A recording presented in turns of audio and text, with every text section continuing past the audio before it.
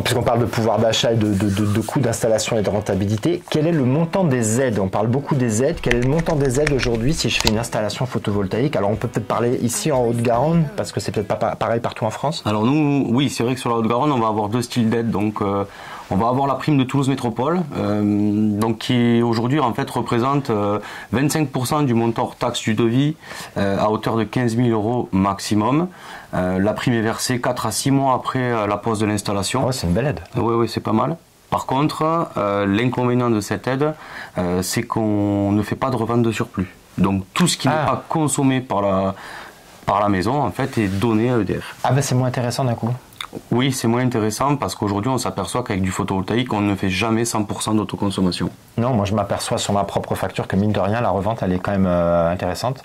Et que si, là c'est mes premières années, mais je pense que si je fais le bilan dans 20 ans, parce que 20 ans passeront un jour, ben, je me dis que je serais bien content d'avoir gardé plutôt la revente que les aides. Ah oui, exactement. Mais on entend beaucoup aujourd'hui des clients qui me disent, moi je veux pas faire de revente. Ben là, il suffit de mettre un seul panneau sur le toit et tout ce qu'on va produire, on va le consommer. Mais on va pas aller chercher à faire des économies en fait. Oui, parce qu'en fait, plus l'installation est petite, plus on va consommer tout ce qu'elle produit, puisqu'elle est petite en l'occurrence, et plus elle est grande, plus on va avoir de la revente. Mais ça n'a aucun intérêt de faire une grande installation, puisque le kilowattheure qui est le plus intéressant pour nous, c'est le kilowattheure qu'on ne va pas consommer parce que c'est celui qu'on paye le plus cher. Oui, c'est ça.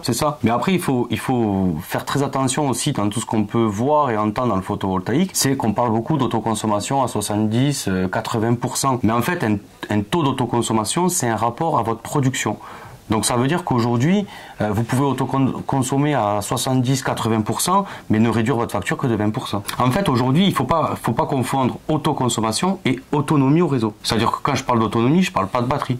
Mais en fait, aujourd'hui, vous allez poser des panneaux photovoltaïques. Imaginons, vous avez, je sais pas moi, 12 000 kWh à l'année. Vous mettez un 3 kg, vous allez produire entre 3 900 et 4 000 kWh à l'année. Si vous autoconsommez 50% de cette somme, au final, vous vous retrouvez que vous payez toujours 8 000 kWh. Donc en fait, on va faire beaucoup d'autoconsommation, mais l'autoconsommation est un rapport à ce qu'on produit, ce que la maison va pouvoir avaler de ce qu'on produit. C'est-à-dire que si on est absent toute la semaine ou qu'on est chez soi que la nuit, on va revendre ce qu'on consomme pas, puisqu'on n'est pas chez nous la journée. C'est pour ça que c'est pas toujours très intéressant de mettre du photovoltaïque dans des entreprises qui ont de l'activité par exemple la nuit et qui travaillent que la nuit et pas le jour, parce qu'en fait il n'y a pas de soleil. Il n'y a pas de soleil la nuit. Il n'y a pas de soleil. C'est clair.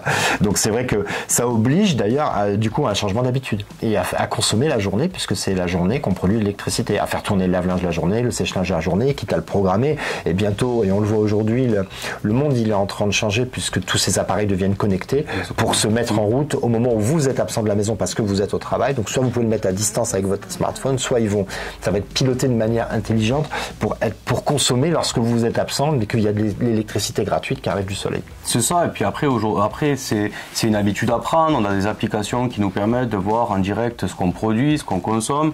Il faut pas très longtemps pour apprendre ce que sa machine va consommer, ce que le sèche-linge consomme, ce que le cumulus consomme. Et ensuite, il suffit de faire des départs différés. Tous les appareils aujourd'hui en sont équipés. Alors du coup, je reviens sur les aides parce que j'ai coupé. On était parti sur les aides de Toulouse Métropole, mais quelles sont les autres aides qu'on peut avoir? La seule aide aujourd'hui après qu'on peut avoir, il y a la prime à l'autoconsommation, celle qui est la plus importante. Donc aujourd'hui, elle va être donnée par rapport à une puissance installée. Donc jusqu'à 3 kW/crête, donc en gros 8 panneaux. Aujourd'hui, vous avez le droit à 510 € par kW/crête installé. Donc ça veut dire que vous avez le droit à 1 530 € de prime. Au-delà, on va être à 380 € par kW/crête installé et une TVA à 20%. Alors après, c'est vrai que je parle rarement des aides supplémentaires au-delà de 9 kg.